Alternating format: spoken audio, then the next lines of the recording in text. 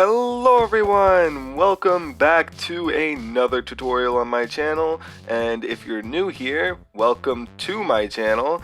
And we are back making our map. It's going to be a snake map, as I said in the last video, and I am going to be teaching you guys player input in today's video. So we're going to get straight into gameplay in today's video, and our objective is to at least have some sort of player input into our little mini game we're making here.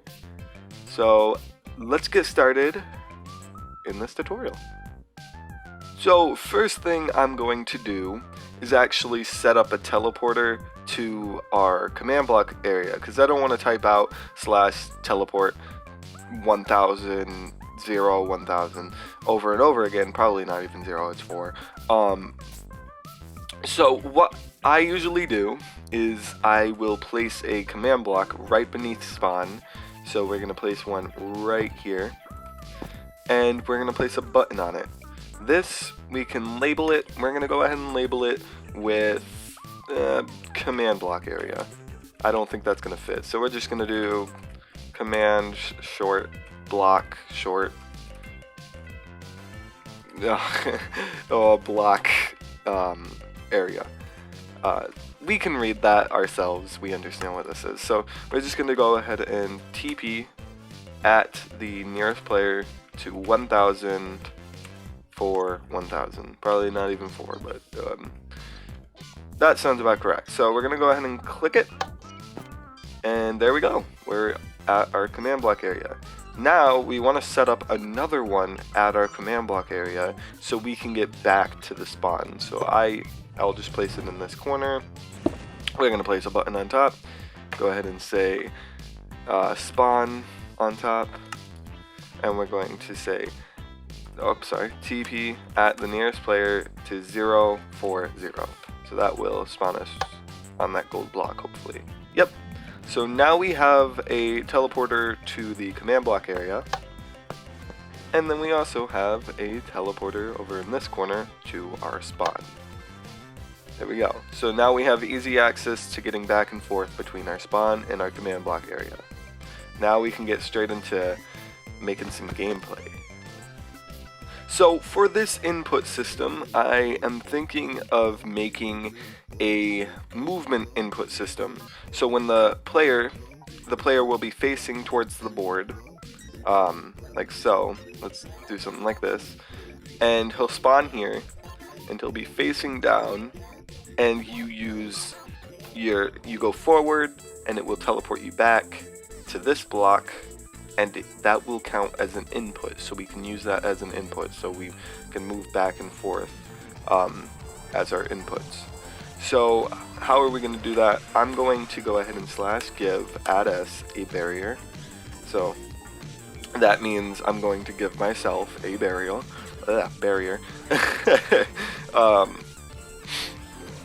And we're going to place a little barrier box up here so that the player will be spawned up here in this little box. And like so. So now what's going to happen, they won't see this, so it will be like this, and that outline will disappear since they're going to be in adventure mode. Now we can move over here, and then over here, and over here. So this is like a directional pad. So if you think of it, if you have WASD, you have W, that's going to be W, this is going to mimic W. This is going to be D, this is going to be S, and this is going to be A. So W, D, S, A, or W, A, S, D. So that it makes a little more sense.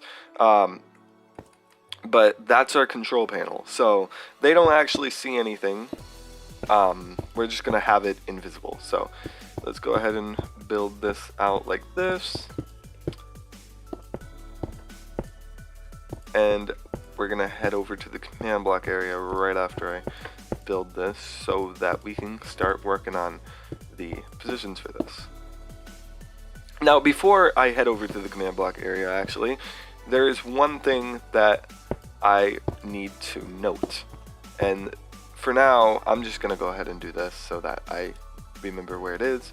I'm going to take this block, place it there. That's just so I remember where this box is and how to get in and out of it. But what we need to remember are each one of these positions, because we're going to execute this over at the command block area, because I don't want command blocks surrounding this area. So we're going to have to execute at these positions. This is going to get quite confusing, but like I said, this tutorial is more just to figure out how I make my maps. You guys can do it less advanced because some people aren't as advanced, and that's okay. Everybody has a start. You'll get to this level one day. But we need to save these positions. So I will just remember this one position right here, I think, and then remember what the forward position is. So X, positive X is going to be forward position. So 112, 19, 5, and positive X is forward. So 112, 19, 5. If you guys have trouble remembering, you can do 112, 19, 5 in the chat, and there you go, you have it remembered. So if I head back over to the command block area, we are going to start figuring out our player's input. And the way it's going to work is, if you think of it as a pad, and so if we go ahead and grab, let's see, where's glazed terracotta? I never can navigate this thing. Where is glazed terracotta? Oh, there it is. If we have a couple of arrows facing in each direction, imagine it this way. All we have to do is detect when the player is standing above this arrow. If he is standing above this arrow, we want to reset the player so that he's teleported back over here. Then we want to detect that he stepped on that arrow and activate whatever events we want.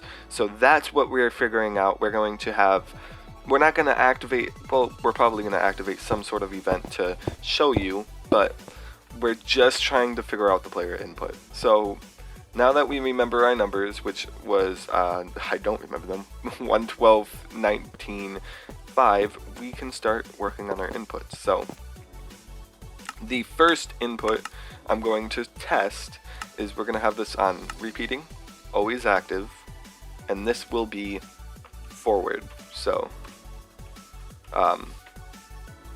we have our forward move or detection. So the way this is going to work is actually going to be very simple. We can go ahead and execute at all players. It doesn't matter, at P, at A, either way. At all players, dy equaling to 3, so we'll do 2. That means that they're going to be above that block. Then we remember our coordinates, which was 112, 19, and I think it was 5, right? 5? Yeah, 5. Okay. And we remember forward was positive 1x. So if forward's positive 1x, that means that's x equals. Then this one will be y equals. Then this one will be z equals. So what we just did here is we detect the player that is within a volume of 2 on the y-axis. So if you think of it, we choose a coordinate, and our coordinate was defined by the coordinates arguments, which are the x, y, and z coordinates, and pretend we chose this coordinate, which we defined right here. We have x equals this, and then y equals that, and then z equals that. That's x, y, and z. So pretend we chose this. Then we have dy equals 2. That means basically a volume. So that means plus 2 on the y direction. So they can be in any of this area and it will detect them. That's all we're doing. So in your head, this is invisible, so you can place an arrow here and we can detect the player. So right here, bam, we detect him. So that's basically what we're doing, but for that coordinate. So we're going to execute at that player who is standing above the arrow. And then we're going to teleport him back to position 1, which is resetting him. So we're going to TP. And since we already are executing at him, you don't need to type that entire thing again. I mean, you could have just typed this and then put it there. I just do the execute because I think you can just do it there. There is no point of this execute command. So if you really want to, you can just go ahead and do execute or TP. I do that sometimes. It's okay. It doesn't matter really. But that will teleport him back to 19.5. So there you go. That's your controls. So TP at all the players that are forward back to the normal position. Then, if you guys are wondering how we're going to have an event happen, we can do an event using a conditional command block. So if we do this conditional, we can do our event. So this is what's going to happen if they move forward. So I'm just going to do a simple say forward, and that will tell us that they went forward. Now we can do this for every axis. So now that I know that the x-axis is the forward axis, so that means that they go forward when they're on the x-axis. If I go here, that's forward. So we completed that one. Now we need this one, which is positive Z, and it's the right. So we can copy these command blocks with control and go ahead and do the same thing, but with the right axis. So we can do right, and then we can go ahead and set the z-axis to 1 positive, which means that it will activate the event right. And then we can do the same thing again for negative x, which is backwards.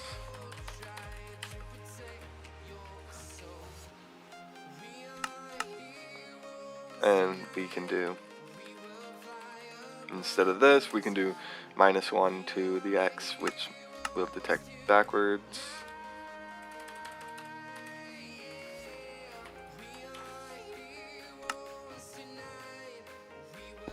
We can actually do forwards. It doesn't matter there. And then we can do the last one, which is going to be detecting that left one. So the left one is going to be as simple as changing this to negative. So that's going to be 4. Change that back to 2. And left. So that is our player input.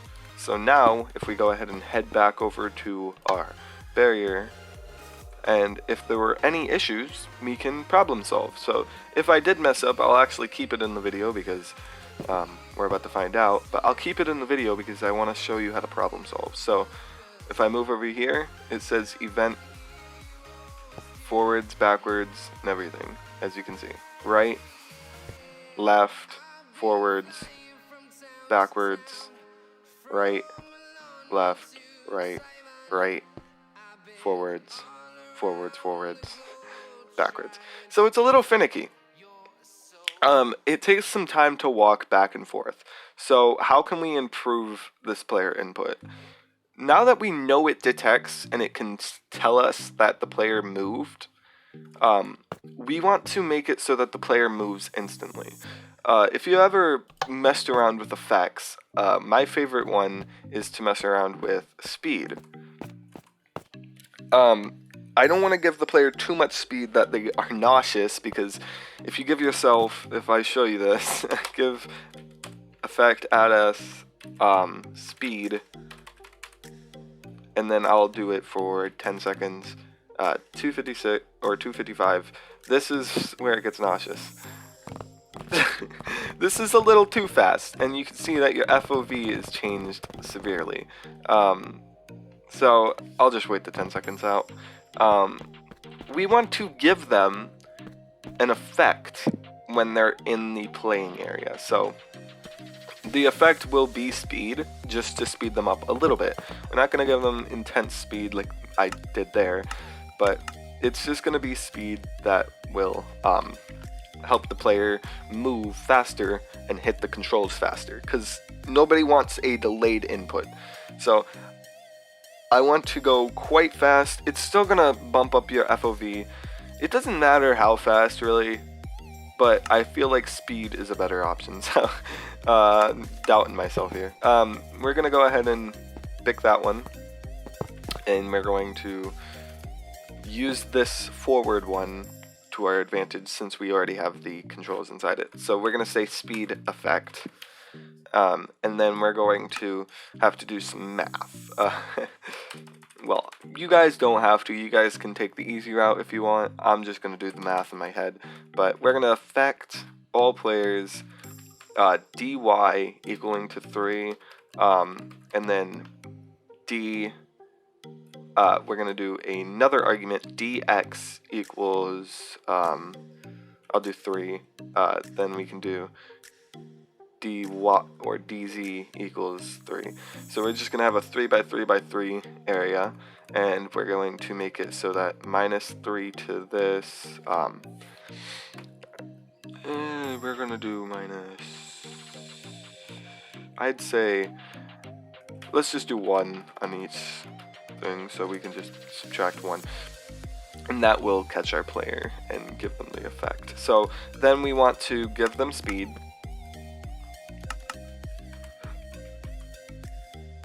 For 1 second, it doesn't matter. 255, true. So we're not going to give them 255.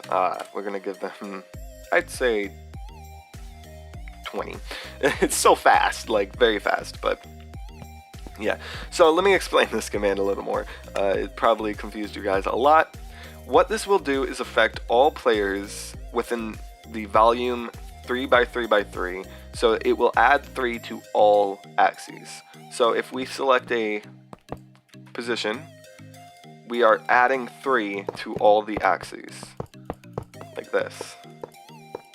So all the players within this area will be chosen from this argument group. So if we go in here, this will choose us. So when we're in here, we're chosen. When we're out of here, we're not. So that's basically the area that I made, a 3 by 3 by 3 area around that control panel. Sorry for the lip smack there. Then we give them effect speed for 1 second. This is 1 second, that's not the amplifier, that's the seconds.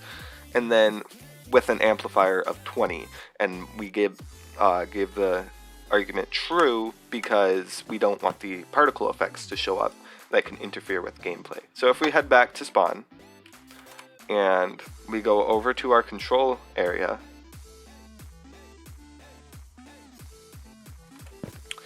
now if I can get in, oh no, I'm gonna have to fly. If you can get in, you can see that we have speed. Now it doesn't matter, for my type of game, it doesn't matter if you hit it multiple times. If you do make a game like mine, it's okay. Because if you think about it, if the player wants to go backwards, then they're gonna make the snake go down. In their eyes, this is gonna happen instantly. As you can see, like, the stuff happens very fast. But if they want it to go forwards, backwards, right, then that is all dependent on the snake. So what I'm trying to say here is multiple inputs doesn't really matter, because once you are going forwards, it doesn't change the position, the snake automatically moves. That's what I'm saying here. And when you go forwards multiple times, he's still going to be moving forwards. Sorry for that little rant. And that's our player input finished. I already covered up the box. I broke the warp planks over there and replaced it with barriers. And our player input box is finished. So now that we have player inputs, we have a series of events we can choose from as forwards, right, backwards, and left. And we can make these do things. They don't only say something, we can make them move something on the board. So that's what we're going to be doing in the next tutorial. Maybe not even the next tutorial, maybe the one after that, because we need to start working on the snake itself. So hopefully in the next tutorial I get to teach you about the snake that we are going to be controlling. So what these controls actually are used for. So now that we have inputs, we can get into what will be outputted. That's all for this video. I hope you guys enjoyed it. If you enjoyed it enough, feel free to recommend it to a friend or click that like button to make this video appear on more recommendeds. This video was for your guys' help. If you guys didn't understand certain parts, remember that this is an advanced tutorial series. So if you guys don't understand anything, don't worry. It's just to show you guys how I do my command blocks on my making maps. So when I make a map, this is just to show you how I make my maps. So I hope this I hope this helped you guys out. And yeah, that's it. Check out our Discord and have a great day. Thank you for coming to my channel.